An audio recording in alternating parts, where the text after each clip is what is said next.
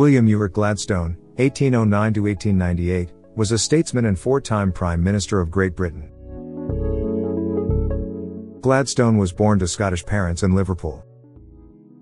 His father, John, was a merchant and a Member of Parliament, 1818–27. William was sent to Eton, where he did not particularly distinguish himself.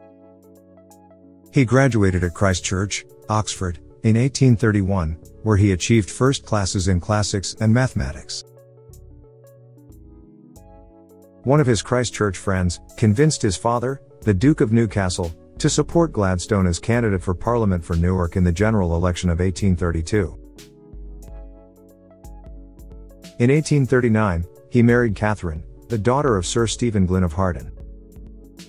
Catherine was a woman of lively wit, great discretion, and absolutely loyal to her husband. This marriage offered Gladstone a strong base for the remainder of his life. It also established him among the aristocratic governing elite of the period. Gladstone's early parliamentary performances were firmly Tory, yet time after time, contact with the repercussions of Tory policy pushed him to accept a more liberal outlook. However, his journey from conservatism to liberalism occurred over an extended period of time. Tory Prime Minister, Robert Peel, named Gladstone Deputy President of the Board of Trade. Gladstone then proceeded on a comprehensive simplification of the tariff. His Railway Act of 1844 established basic requirements for railroad businesses and provided for future governmental takeover of railway systems. Gladstone also considerably improved working conditions for London dock workers. In 1845 he entered the cabinet as Secretary of State for the Colonies. There, he was led close to liberalism by being obliged to weigh the rights of English-speaking colonists to rule themselves. Gladstone gave his first important statement on international matters in June 1850, challenging Foreign Secretary Lord Palmerston during the historic Don Pacifico argument over the rights of British nationals abroad. As one of the most renowned of the diminishing band of Peelites, he was mistrusted by the leaders of both parties, the Tories and the Whigs, and distrusted some of them, particularly Palmerston and Disraeli. He declined to join Lord Derby's cabinet in 1852. At the conclusion of that year, a great attack on Disraeli's budget brought the government down. Meanwhile, Gladstone climbed in popularity.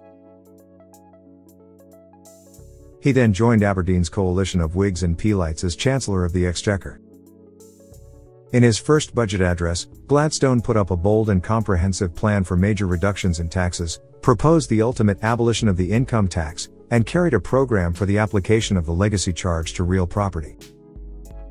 His budget became the backbone of the coalition's triumph in 1853. He advocated the Crimean War as vital for the protection of the public order of Europe, but its outbreak upset his financial ambitions. He twice declined to join Derby's cabinet in 1858, in spite of a flattering letter from Disraeli. In June 1859, Gladstone cast a vote for Derby's Conservative government on a confidence motion and provoked surprise by joining Palmerston's Whig cabinet as Chancellor of the Exchequer a week later. His lone, but overwhelming, justification for joining a statesman he neither liked nor trusted was the critical status of the Italian crisis.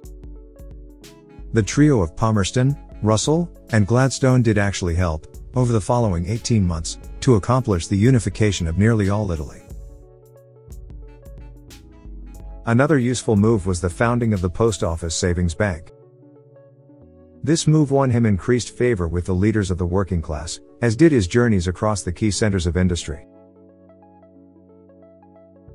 When Palmerston died in October 1865, Russell became Prime Minister, and Gladstone took over the leadership of the House of Commons, while remaining at the Exchequer. Convinced of the necessity for a further reform of Parliament, he proposed a bill for the modest extension of the franchise in March 1866, but it foundered in June, and the whole cabinet resigned.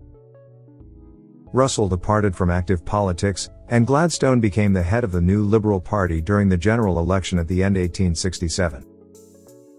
The Liberal Party won comfortably, and Queen Victoria called on Gladstone to form a government. Gladstone's first cabinet, 1868–74, was possibly the most capable of the century. He endeavoured to monitor the operation of each ministry, concentrating his primary attention to Irish and foreign policy. The most effective changes at home were administrative, save for the Education Act of 1870 and the Ballot Act of 1872. When an Irish university bill failed to pass the Commons in March 1873, Gladstone resigned but was driven back into office by Disraeli's unwillingness to form a government. In August he reshuffled his cabinet and again took up the chancellorship of the Exchequer himself. However, he had to dissolve Parliament in January 1874, and when his party was heavily defeated in the general elections, his government resigned. Gladstone left party leadership, though he remained MP for Greenwich, and withdrew to Harden to write articles against papal infallibility, and on Homer. The inaction of Disraeli's administration toward the Turkish reprisals against the uprisings in the Balkans, 1875-76, thrust Gladstone back to politics. He issued a leaflet, Bulgarian Horrors and the Question of the East, which argued that the Turkish irregulars should be pulled from the Balkans. After two magnificent feats of oratory, Gladstone returned to Parliament, overturned the government, and achieved a substantial Liberal majority.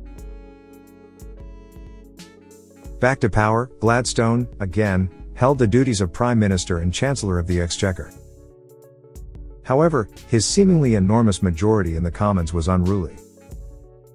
Not until 1884 could he pass a third Reform Act that substantially quadrupled the electorate, by awarding votes to homeowners in country areas. However, his popularity received a blow after he'd permitted General C.G. Gordon to proceed to Khartoum in Sudan, after its fall to the Mahdists. The fall of Khartoum and Gordon's widely publicized murder at the hand of the Mahdists, and the British government's failure to intervene, tarnished Gladstone's popular image. Still, firm management of a conflict with Russia over the border of Afghanistan partially restored his prestige.